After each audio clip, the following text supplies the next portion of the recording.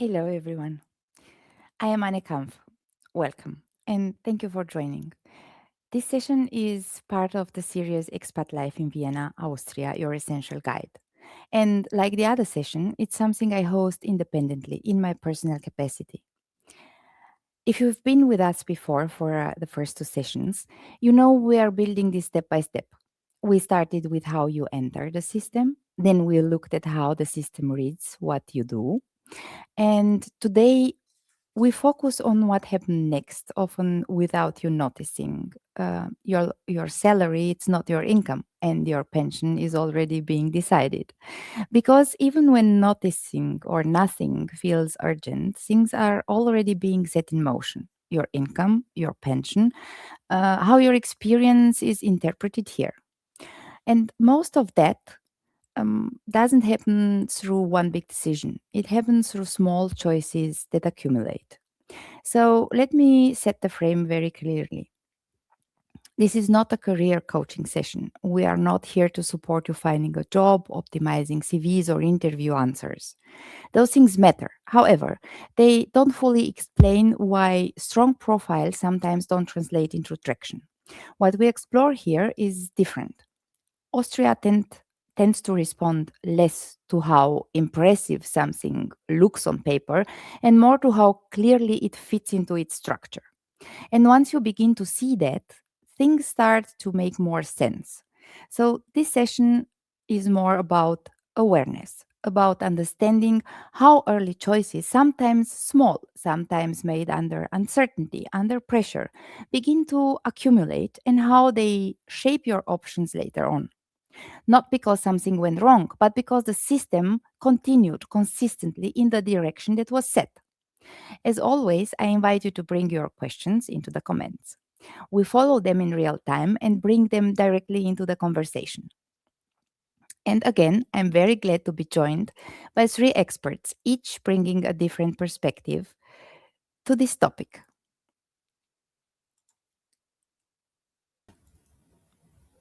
Nikolina Saric, welcome. Hi, Anne. Nice to be here again. Nice to see you. Nice to have you here again. Nikolina works at the point where things often start to drift without people noticing, not in theory, in real situation. She sees how international professionals position themselves, how they are interpreted, and where the translation quietly fails, even when everything looks right on paper. So, if you've ever had a sense that this should be working, but it's not quite landing, that's exactly the space Nicolina works in. Exactly.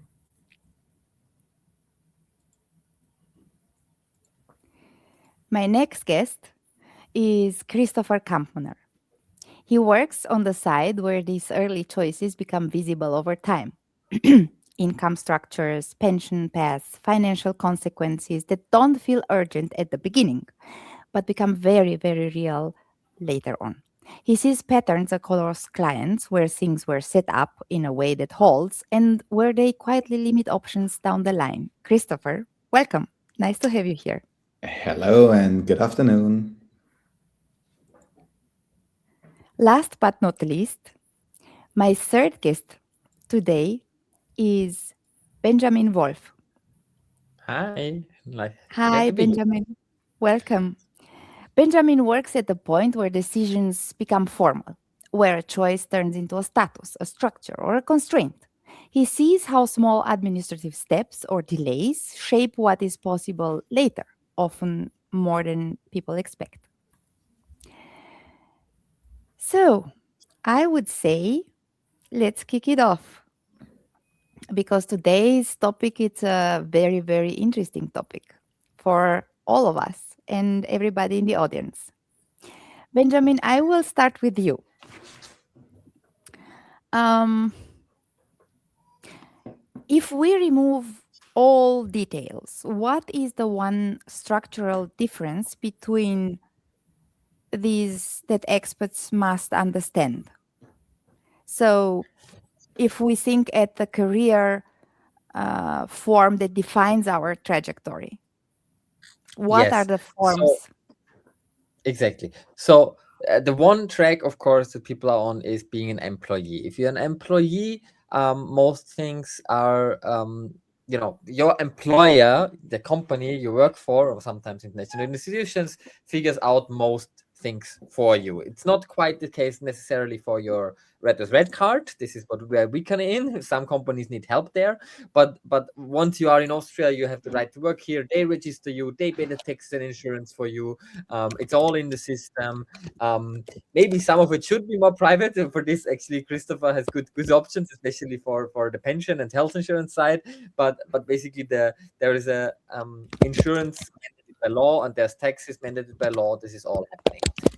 Then there's the second track, and here, and I would ask you to share the slide that I've prepared, which is about if you want to become self-employment, so work for yourself in Austria. Now, this can be a pretty complex topic. I can impossibly cover everything. But what's really crucial is that there are 3 types of being self-employed in Austria. Okay, it's called, and here you see them on the slide: neue Selbstständige, freies Gewerbe, and reguliertes Gewerbe. So the new self-employed people, the free trades, and the regulated trades. Now, one thing that's very confusing from the beginning is all these 3 are subtypes of being self-employed. Okay, even though one of these subtypes is called new self-employed, it's just the confusing naming of Austria, but it's a subtype, and it doesn't mean that the others are not also self-employed, and also it doesn't mean that you necessarily need to be new. You can be for 20 years a new self-employed person. It's just the title, because when they introduced it 20 years ago, they called it new self-employed, and it just stuck. Okay, so don't get confused. It's still a subtype of being self-employed in general, selbstständig, as they say in Austria. And is it fine if I go briefly through it, or do you want to throw in a Yes, question? no. Please just go briefly through it, and the 3 of us All will right. interrupt you or ask you if we Okay, great. have a So question. very broadly, the neue Selbstständige segment, the newly self-employed people, confusingly named, but that's how it is. For this is a lot of creative and knowledge workers. Okay, it's like if you translate a text, if you are a journalist or writer, if you do coaching of different style, also if you are actually a yoga coach, there are a lot of different kind of things you can do as a neue Selbstständige. If you are a You trainer, want to say something? sorry. Yeah, Huh? as a trainer. I am also neue Selbstständige. Yeah, Yeah, as a trainer, exactly, a trainer. So there is a long facilitator. list of activities that you can do as neue Selbstständige. For this, you do not need any sort of license. You don't need a Gewerbeschein, as it's called. You don't need to Mhm. prove that you did a specific education. You can just say, I'm good at this. I want to do this. That's what I do. And you basically tell the Finanzamt, and then you get a tax number, and you get and you need to insure yourself with the SVS, so be self-insured. Mhm. That is there, and you declare your taxes, and there's thresholds. We can get later into this. Okay. Benjamin, one Yes. question from my side. So this form, neue Selbstständige, Mhm. um, this is also applicable for one's hobbies. For example, if someone creates handmade items, is Yeah, this applicable honestly, too? depends because it's Austria. It can. But for example, and this is a great example for Gewerbe, okay, for trades.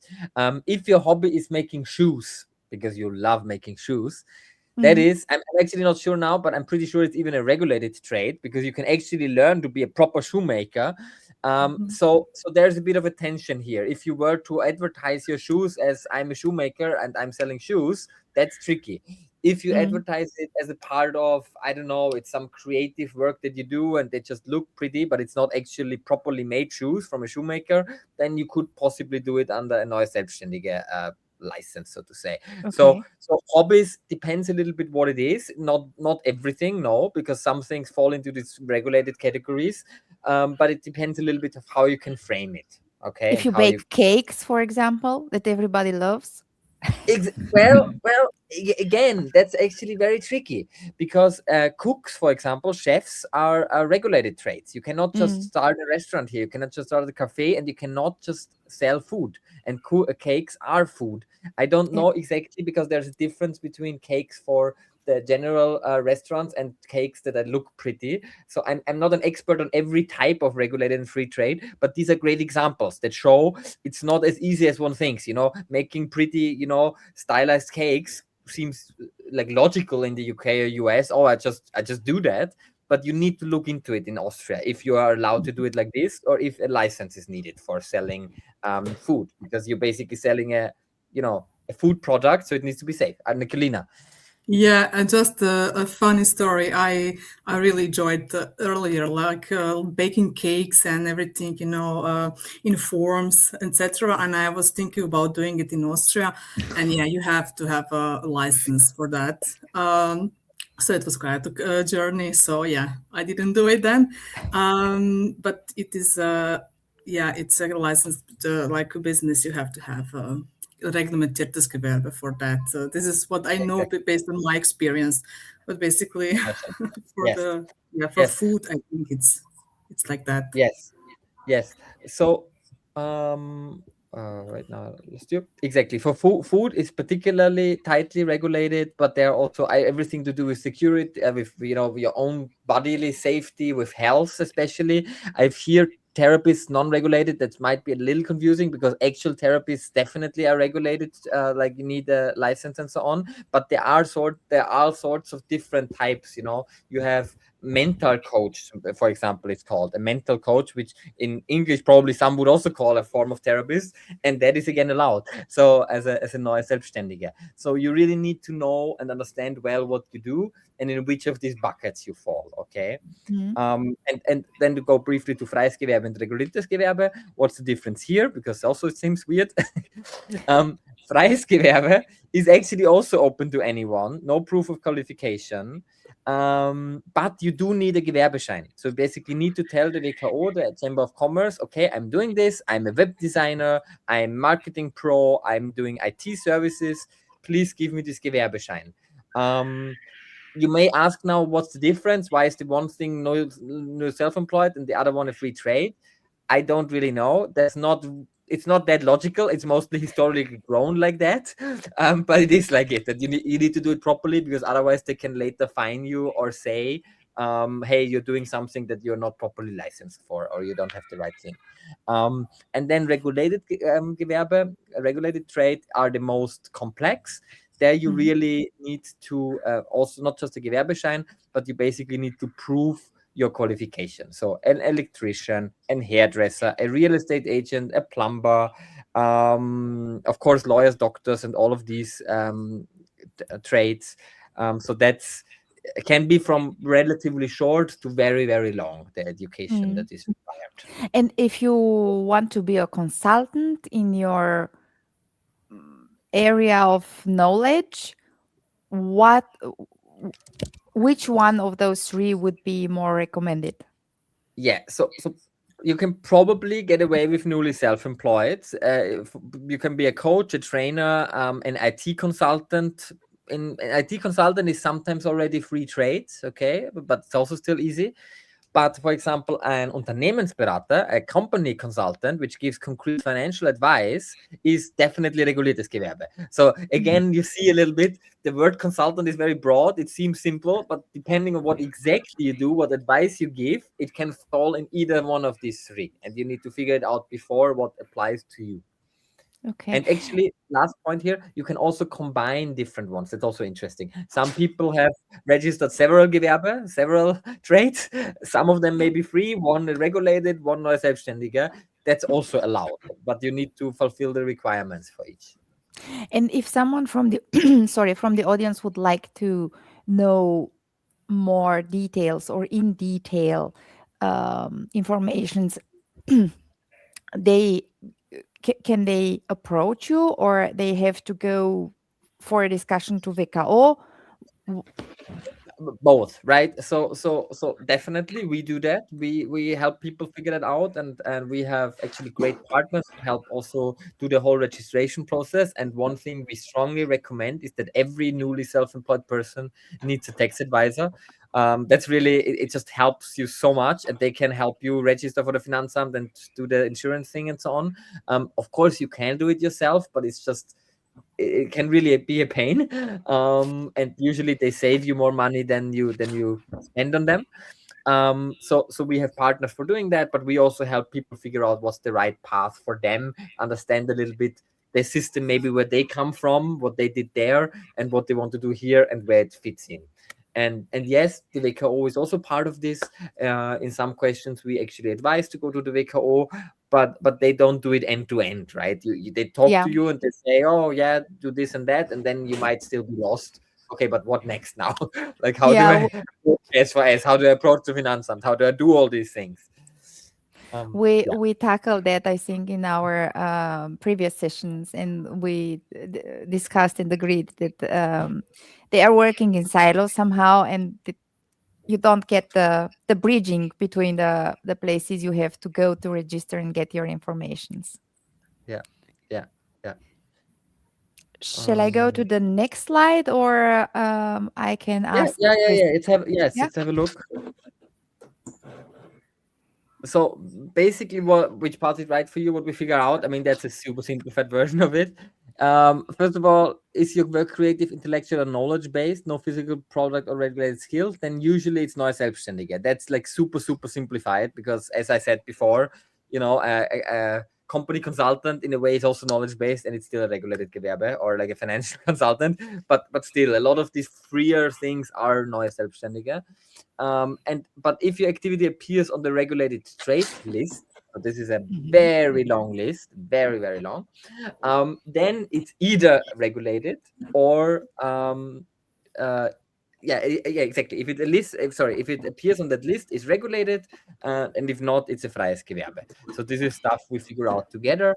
What you always need to do, and this is before I hand back, you always need to register for insurance yourself and take care that this is done. That's very important, and pay that on time. Your income will be subject to Austrian income tax, and depending on what if you choose with VAT or without VAT, and a couple of other things, there can be different implications there. As a self-employed person, you need to do an annual tax return. Also interesting, because in some countries you need to do it anyway, and everyone needs to do it. In Austria, not. Employees don't have to; they can, but self-employed people must do it. And yes, you have a minimum as far as so insurance contributions, unless you pause your trade, which you can do, or close it. And yes, for third country nationals, it's a bit trickier. We talked about this in our first session. If you are here with the first red card, which is tied to a job, then it's you actually can in some cases register for self-employed, but it cannot be your main activity. For this, you need the Red Plus card or a different residence title. So it's not that easy always. And for EU citizens, they can register too, but they need this Anmeldebescheinigung and so on. So you need to simply figure out a couple of things. If you're not, I mean, Austrian also need to figure out things, but a couple of extra things you need to figure out. Does the Anmeldebescheinigung or the SMR formula that you get, does it have an expiry date, or once you get it, it's forever until you? Yeah, so the leave? Anmeldebescheinigung of the EU citizens, it's just for their stay. So that one is the legal one for EU citizens. That also has no expiry date.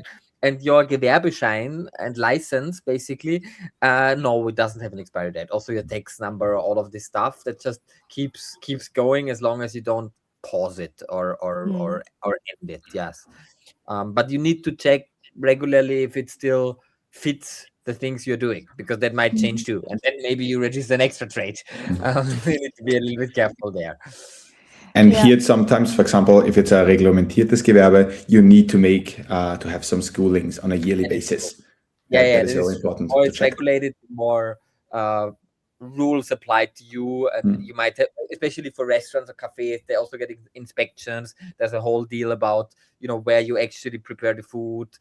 So depending, or also health professionals, there are other specific rules then applied to that. probably safety and quality control. Yeah. Exactly. But that's yeah, a lot about your skills and then the place where you are and so on. And just That was a great overview, Benjamin. it's a complex topic, so contact us or anyone like here to get more insights. But I think to get a little bit of an idea of how it works. Yeah, it's a bit of a regulated jungle out there, It is, and yes. you need a guide to go, Exactly. through it. Find your way, find your path. Yeah, Christopher, looking beyond income as an employee or as general topic, how do this path that Benjamin showed us diverge over time in terms of stability, pension, and financial optionality?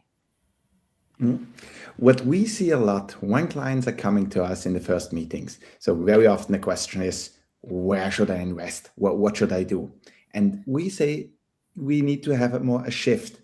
It is not where to invest. It's more what structure works within Austria and also in your home country. Because for expats, the game isn't just returns. It's much more. It's like compliance, tax efficiency, and the most important, cross-border coordination. So investing in Austria, it's a lot about structure first and returns then second. So what we go here really through the clients is, and what expats needs to know, and what you need to ask yourself before doing anything is, where are my current assets located? Where should they be also in the future? Which of them is more tax efficient or inefficient in Austria? Do I want to have like simplicity with local banks in Austria, or on the tax side, for example, that the tax reporting is automatically, or do I use like cheap brokers and I do the tax reporting on my own or with a tax advisor? And do I need income in euro or in some other currency? And how is the tax reporting set up? So that are a lot of things that need to be answered in advance to see how everything should be structured. And I think one very important point is, and that is also new for a lot of expats when they come to Austria, is on the tax situation that the world income from tax side is taxed in Austria. So here we need to make a deeper look in that. I think that is very essential and very often not known on the expat side. That's very true, and we will go in those details a bit while our session will develop today. But I would like to ask Nicolina a question now. Nicolina, why do you think do highly qualified expats often accept setups below their level, even when they know it? Well, it's about, I would say, first of all, thank you for sharing all the pathways. How can you be a self-employed or employed in Austria? It's about knowing the system, navigating the system, first of all, understanding it. When people arrive in Austria, they're already managing so many parallel transitions at the same time. And if we assume that they arrive, let's say, with a job offer, and they don't need to deal with understanding the job market and finding a job, we still have so many other factors that experts put the priorities on in the first months, I would say, like language, understanding the workplace expectations, how to collaborate with colleagues in an international setting, bureaucracy, family matters, and social integration, I would say. And this first month, they put the priorities on that to be on that integration journey. And is so highly educated professionals also postpone engaging with the structures, thinking about taxes they need to pay because first maybe they had a shock to negotiate their salary in a gross, not net, like maybe they used to, and understanding that Austria has a high tax income, one of the highest in Europe, I would say. to my knowledge, and they focus maybe on other things at the first time. Yeah, on the first things they need to understand the system, the local culture, navigate a new job, work environment, and maybe family matters. Yeah. So basically, it's about that's a signal that integration is still in progress and postponing some other knowledge like pathway to understand the whole system and making the best of it at the first. Yeah, I would say in the first months, priorities are set on different levels. Yeah. It's very true because people are arriving with a lot of energy, strong, Mhm. and within months they start thinking, how do I make them, my colleagues, the system, see I'm actually good? Yep. So what Exactly. is happening in that moment? And I address these questions not only to you, Nicolina, but to the three of you, maybe Mhm. answer from different perspectives. Mhm. Yeah. Yeah. I sorry. Yeah, I just wanted to add on that. I just to my knowledge and to my experience, I just trying to figuring out what to do the best, and due to their knowledge, how to be the best at where they are, what they do, and how they live. Figuring out the system and social integration and being the best what they are here for. So Mm. this is what I heard a lot. Mm, definitely, I agree. And what you said before, Anna, this jungle jungle of regulations or so. The thing is, I mean, most countries have some sort of kind of complex system. It's not really that other countries are so easy either, but All the countries. you grow up in it, so you're never aware of it. Or for a large part, it's kind of normal for you, and you kind of know where to go if you figure something out, and you kind of expect that you will solve it. And then I think if you go abroad, there's some implicit expectation that somehow you figure it out. You're an adult, you're smart, you maybe have a degree, so sure, this will work out. And then it can be very frustrating if it just doesn't work that way. It works a different way, but you kind of to come to this realization, be a little bit humble, but also be smart about it and find then the right guides or go to the right places and say, look, explain me how this works. This is how it works in my country. How does it work here? And then somebody tells you, oh, this is this and this and this. And ask also the simple questions, the easy questions. Then this frustration goes a little bit away because I mean, the biggest frustration comes up then, and we've also had these cases where people are stuck on, but why is it not working like this? Or why, like, in my country it's working like that? And I'm kind of like, I understand that sometimes it's complicated, but it doesn't get you anywhere. Like it's better to kind of go open in with an open mind and say, oh, that's a weird, quirky system. Let me figure out what's the right way for me, and then it can be quite actually, um, quite gratifying also, because you then find out stuff that you didn't know about, that you can get all sorts of grants or support things and so on that maybe were not possible in your country. But Yeah. first you need to kind of accept this first step. Okay, it is a different system, it works a little differently, some of it is Mhm. kind of weird or stupid, but there's a way to solve it, and then there's also good stuff about it. It's true, And but sorry, Christopher, please. yeah, I think also what is important here to have the exchange with other people in your network, talk about it and see how others did it and learn from them. And that is very, very helpful. And yeah, that helps doing these processes much easier. Do it in your network or try to find the right people who can assist you on Mm. that steps. Yeah, because Thanks.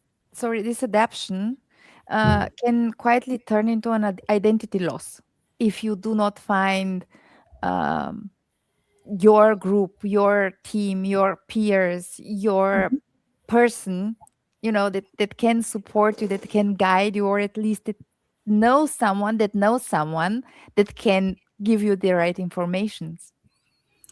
Beautifully said, Anne, and all of you. Basically, that's the whole point of integration process. Sometimes, often, is a mistake to be focused only on relocation but integration is like put aside. It's going to happen automatically. That's not the case. And as you said, also Benjamin, it's a common phase of cultural shock. First is the honeymoon. Everything is exciting. You see it. You're beautifully. Everything is positive. Then comes to some things are new. I don't know how to behave. Then it's a cultural shock. Then it takes time to get to that cultural adaptation and adjustment and adaptation.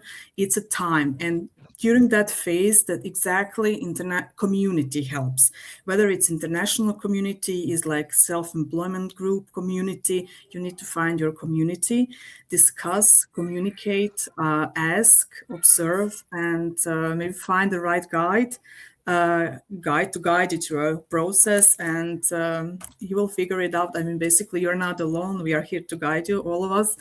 But it's a journey, I would say. It's a process, exactly. It's true. And actually, Austria does not reject your past or your um, knowledge that one gathered, your diplomas, but it does not automatically translate it into its system. Um, Very so true. let's think about what is missing in that translation. And I will ask Chris, when someone is positioned below their real level, below their title that they had in their country, um, and gets accordingly also positioned here, what are the long-term financial consequences of that?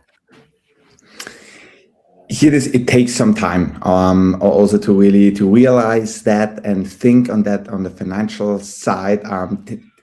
Take your time really here, and then when you can focus on the financial stuff, then make a deep dive in it.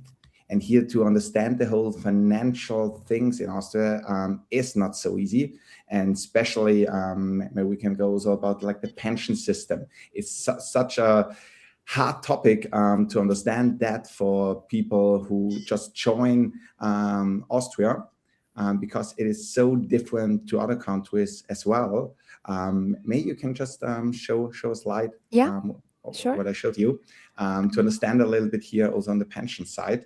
I think that is a little bit helpful. Especially when you come new to Austria, to understand there are like three different pillars and approach here the retirement system. Like the one thing is the Austrian state pension. So, and that starts immediately when you start working here in Austria and you are employed, for example. Then that starts, you pay in that system. Additionally, there is an employer benefit, a severance fund. And then the last step is the private pension plan. And these three are working here together. And maybe you can go to the next one to understand it a little bit better. It is like the limitation of the pension fund, like of the pension system, the Austrian pension system. It depends how much you earn. A percentage of your earning will come to the pension fund. However, it is limited to an amount of 90,000 per year. So when you have a very good job and earn more, it is limited. And that will then affect in the future how much you will receive when you retire. And especially with expats, and we see that a lot with our clients, they come later to Austria, not with 20, they come like maybe with 40, something like that, or 35. They don't earn at the beginning like 90K, they earn less. Maybe then at the end they have a higher amount. If they would have paid the whole time, like more than 40 years, the whole amount of 90K in the system. So you had a salary of more than 90K. Then per year. Per year, yes. And it's brutto, it's not netto. Yes, exactly. That would mean when you retire, you would receive before tax 4,500 euro, after tax now net 3,100 euro.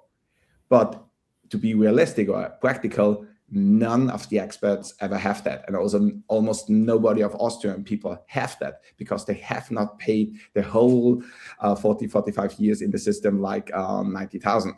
So there is a huge gap which is here. And that is what needs to be realized and realized soon. to understand, okay, I want to enjoy my golden years then, if it is in Austria or if I go to other countries. But I need to see there is a gap with my last salary and what is like the Austrian pension, what I will receive. Additionally, it is also what you need to have a look at, which kind of system, where have you worked in which other countries? For example, is there a pension agreement? Because you need some specific years that you are allowed to receive a pension in Austria. For How example, many years? yeah, here it is. You have, let's say, 13 years you worked in Austria. And in other countries where there's no pension agreement, that would mean you would not receive a pension in Austria. So you paid in the system, you will receive nothing. So you need at least 15 years. Sorry, Chris, not even the minimum pension or Yeah, you need nothing. to pay. Yeah, you need to pay like 15 years in the Austrian system or in other countries where there is a pension agreement. So, for example, with Germany, there's a pension agreement. So you have worked like 10 years in Austria, 5 years in Germany. You have your minimum years, the 15 years, and then you will receive a pension when you retire. Doesn't matter if that is in Austria, in Germany, or in Spain. When you have the retirement age for Austria, you will receive a pension.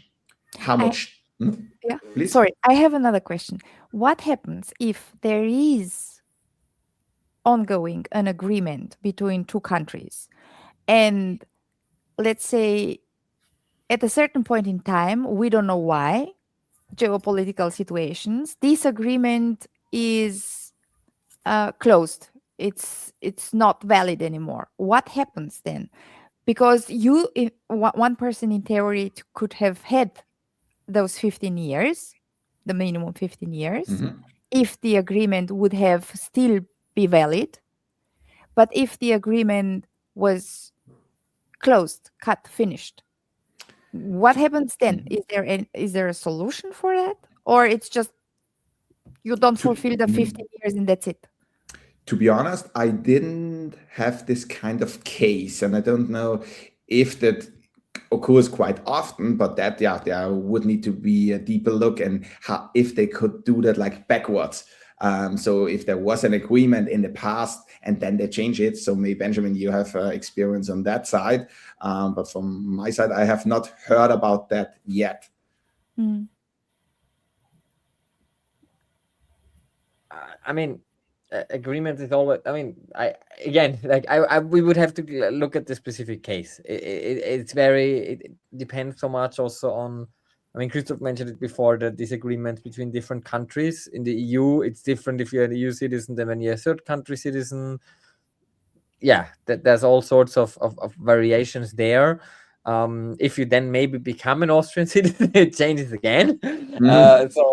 So yeah, it cannot be answered in these general terms, I would say. But I think you don't need to be too much concerned about that this kind of agreement will stop in the future. It is more to understand if you have this kind of years, and if you then move. For example, I had a client like was working here like in Germany first and now in Austria, and she wants to move like away to another country, and we just check then, okay, is there an agreement with Austria and Germany? Because if you don't have then the 15 years together, the problem is it was for nothing. When you see it on the pension side, you paid in the system and you will not receive it. So that is also like planning for the future. But if you don't know it, you cannot do it. So here's again to get this kind of information and how much then also it would be. Here, for example, when you go to the next slide, what I can just recommend to everybody, check the new Pensionskonto account, das neue Pensionskonto.at.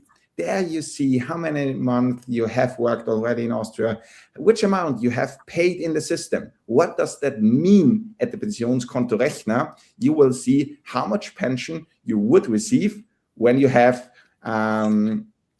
get the age that you are allowed to receive a pension. And that makes then a much more clearer picture for you. And then you know, okay, most of the time I need to think about my pension in the future. Because very often we see when people are like 30, 35, 40, they say, it's not a topic for me now. I'll think about that later. But it is now the topic. You need to act now on it and understand it. And when you understand it, then you can make here a much more structured plan. Mm.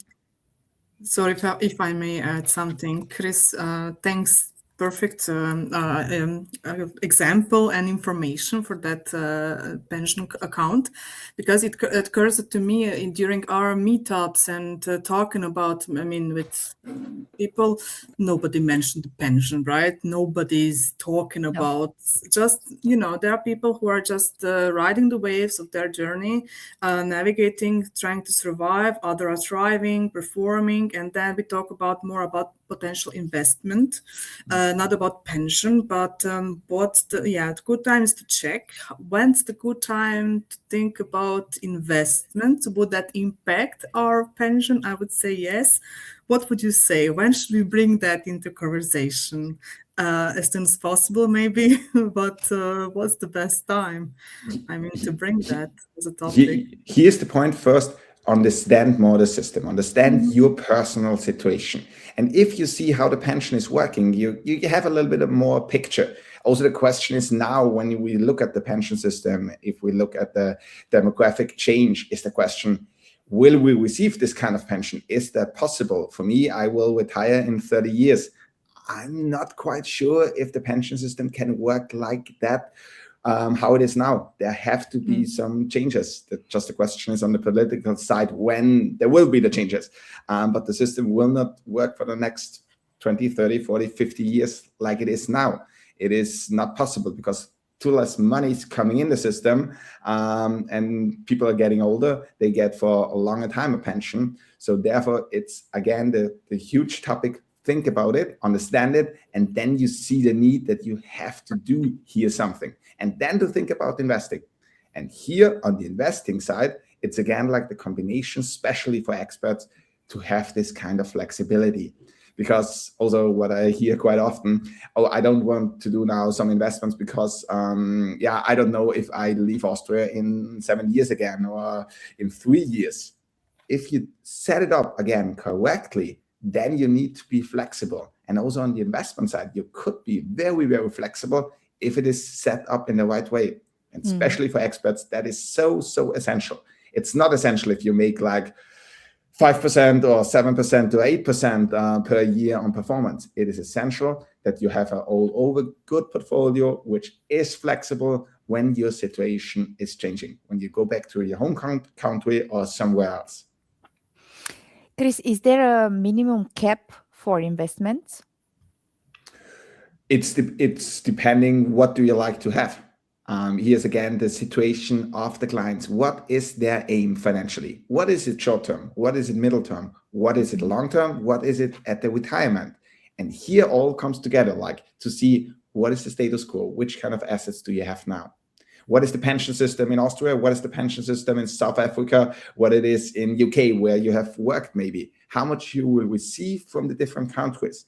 And suddenly you see your end salary maybe be like 5,000 net per month, but at the pension you will only receive like 2,000 euros. So there's a gap of 3,000 euros. But normally the people would like to enjoy their golden years and they are getting older and older.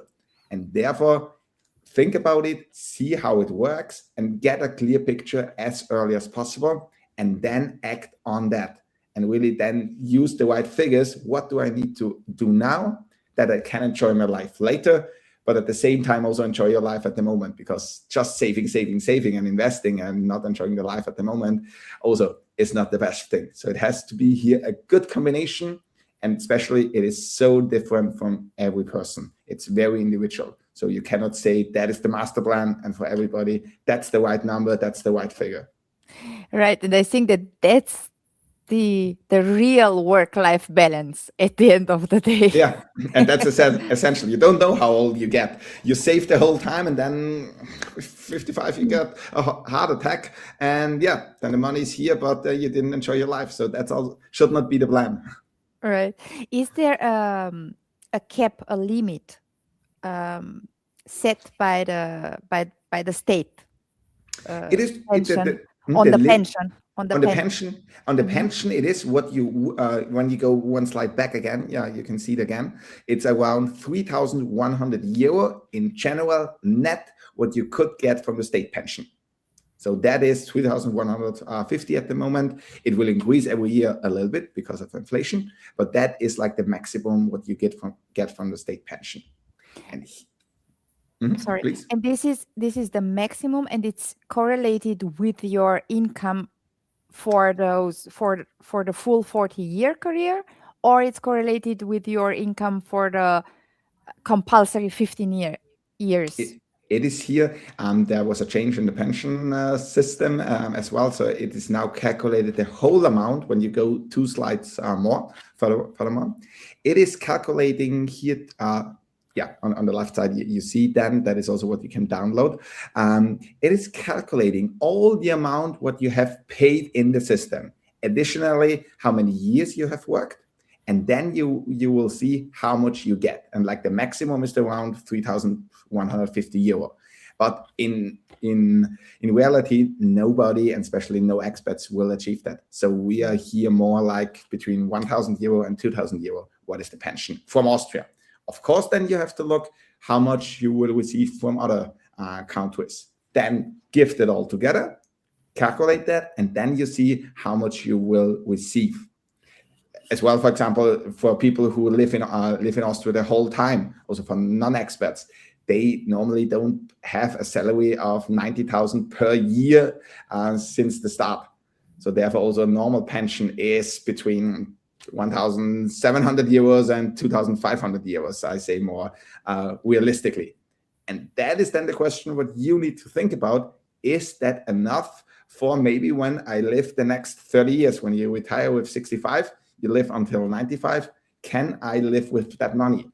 Most of the time, not. So you need to have some assets or you need to do some private pension in advance that you can really enjoy then your life. You're getting older, healthcare is getting more expensive. So think about that really early. And that is where we assist, where we really do a lot to that the people understand that they need to act now. So I repeat about that. Don't wait until you get 50 or 60. Then it's too late or very, very, very difficult. Yeah, because once you get used with an income of 400,000 euros per month or 300 euros per month, and then when you retire, you get only the half, and you don't own a house. Yeah. It's not that easy. It's not fun. Yeah. Nicolina. Yes.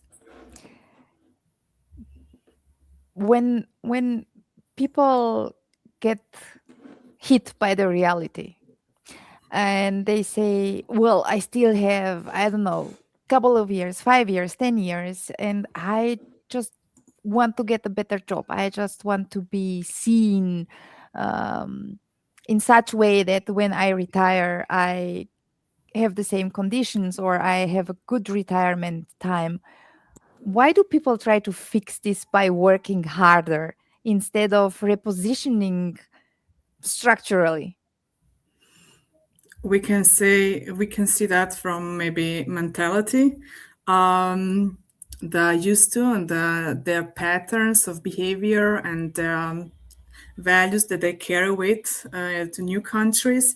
So maybe finding, navigating the job opportunities and positioning yourself, maybe finding a new job. This is also a new challenge. It also has to do with the mentality, with our how we are used to think about performing or getting promotion, what I'm allowed to say, how I'm allowed to be positioned, what I'm allowed to ask.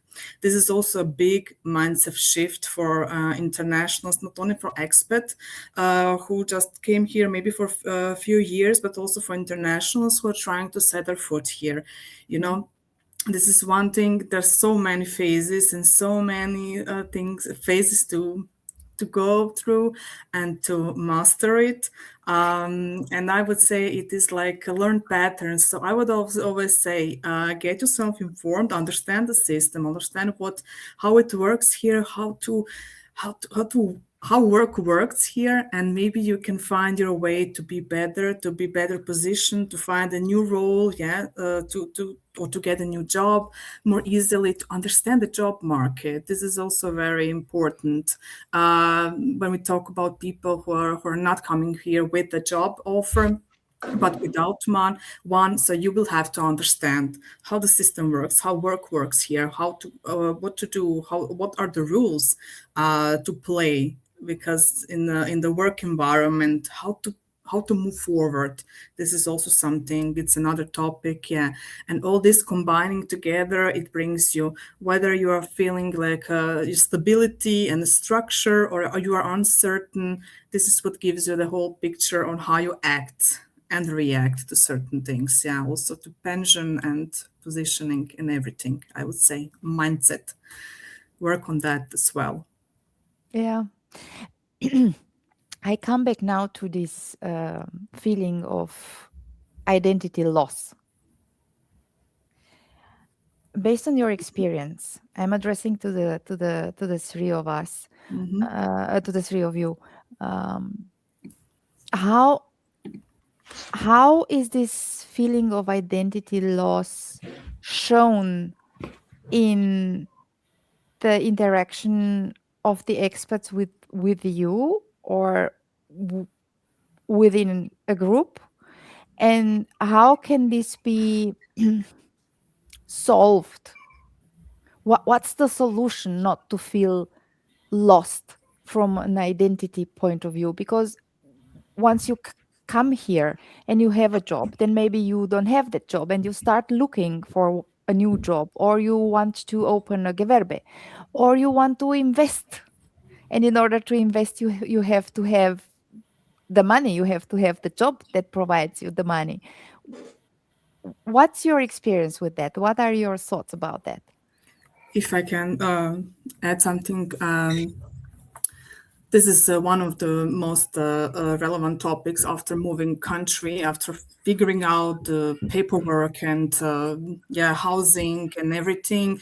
After a while, I would say in the first year, you start to feel like, okay, back in my home country, I was a established professional and I had a stable job. I was providing to my family and everything, and here I need to start from maybe sometimes zero. It is important to people say I needed to reinvent myself. I needed to find something of my own, or to create something of my own. The topic was about self-employment this month, and what really stuck with me was one person said, I'm gonna be self-employed because I want to give something, and I'm willing to do it, and I'm gonna create my own opportunity, and you still have that motivation and the feeling, and you just try to find your way, right? Is it the employee or self-employed? There are the ways. The good way is to get informed, find your people, find a community who's going to empower you, encourage you to go, to move forward, and get yourself board and oriented. There are a lot of experts, and talk to experts for each area. So if you want to have a business license, if you need one, talk to the experts, yeah, who can guide you on that way. So it help you decide, am I on the right path, or am I not on the right path? I'm going to shift. But there are ways, yeah. Just keep on going. It's a journey, but you're not alone. I would say that. Um, I know we talked about this topic, but I think it's important. I would like for us to highlight it. So, Chris, what is one pension decision that feels irrelevant now, but becomes irreversible later on? It is really understanding the system as soon as possible, especially with the years when you're not very long term here in Austria. When you move away, check in which country you're moving. Is there a pension agreement? Otherwise, you could lose here like a significant amount you paid in the system, but you will not receive anything out of it. And secondly, I would say that's more here on the investment side. When you know the system about the pension, think, what is your goal in the future? How would you like to live your life now and in the future? And what do you need to prepare now? And don't say, I will do it later, because you will not do it later and the time is against you. So use the time now. Say, I will think about the future, and that will help you a lot, and you will be happy then afterwards, and you will not regret it. Yeah. Let's think at the entire cycle. You come as an expat, you live here, but for some of the expats comes the point where they decide to leave Austria. Benjamin, what does it actually mean to leave Austria officially? Well, it depends on your status. So if you are an EU citizen, that's easy. You just move abroad, and you need to register officially. Not everybody does it, but it's required. And if you want to, finish your business, you can close it down or pause it. If you're a third country national, it's more complicated. Why? Because usually, if you have a red card or also a EU permanent residency, you're required to have your center of life in Austria. Okay, so that means you can actually not be abroad for extended periods of time without losing the card. And as is sometimes the case, you have people who, I don't know, they want to do remote work or be on holidays for really, go on a world trip, or maybe a relative is sick and they just need to be there for a long time. But you really need to check very closely if you're allowed to do that if you are thinking about coming back. And that's especially important if you're thinking about getting EU permanent residency, because after being so many years in the country, you can do that, or citizenship. But if you miss these months, the clock resets. And this is the one thing I think that happens to people, and that is very tricky. Like if you are here on a tourist visa, like some Americans, you want the clock to reset. They're always going out of the Schengen area and coming again, because then you have 90 days. That's a bit different. But if you are on a permit, a residency permit, you don't want the clock to reset. You want to make sure it's always counted as an uninterrupted time of stay. So, being a little bit like the pension question that Christopher mentioned, having a bit clarity of your options of what you want to do longer term. And if one of these important things is getting a permanent residence permit or citizenship, even if afterwards you go to a different EU country, it still helps you hugely to have that in one EU country. And don't throw away the years you already accumulated, and the years you paid in. Figure out the best way to get to the point, and then do the next step of maybe looking for a job elsewhere, or going back home, but you have a status where you are allowed to. Totally agree here to Benjamin. Yeah, very important. So, Chris, what financial or pension consequences show up after leaving and not during living in Austria? What shows afterwards? Well, when you left, that you see, okay, how much do I earn when I retire, for example, in another country then? Some expats, then they don't know how much they will receive from Austria. And here then maybe it's a surprise more to see, okay, I just paid here in the system and now I'm just receiving that amount. And it's to have the clarity. So I think here more important again, to get this clarity, to know that, and then you can plan better.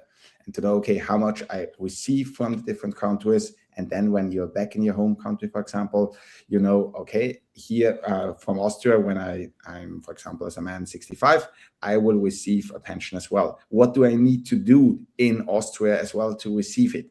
Or also this kind of information, to get it in advance, makes your life easier. Yeah. Thank you. Nicolina, why is living often handled reactively instead of deliberately? Well, a good question. Yeah, can you elaborate this? Yes, please. Why is living? Well, some expats, some people decide to leave as a reaction of how they perceive the system acting or responding to their actions. So they leave because it's a reaction towards the system response, and it's not there. Some of them are not doing it deliberately, thinking at all the steps very clearly, as Chris and Benjamin mentioned. Exactly. Exactly. And that would be a solution, I would say. Get yourself informed, find the right people, talk about it, observe, learn, and you will find your way. You will settle in if that's your wish. I mean, some of them are, it's a different motivation. Some of them really temporary reasons and staying short term. But for those, if you're thinking for those who decided to leave consciously because not understanding the system, so basically that's why we are here to guide you, to help you to understand it, to integrate and find the right people and right community. Thank you. One last question addressed to Benjamin before we close the session, because the time flew again very, very quickly. Benjamin, what should every expat secure before leaving in terms of documents, confirmation, status clarity?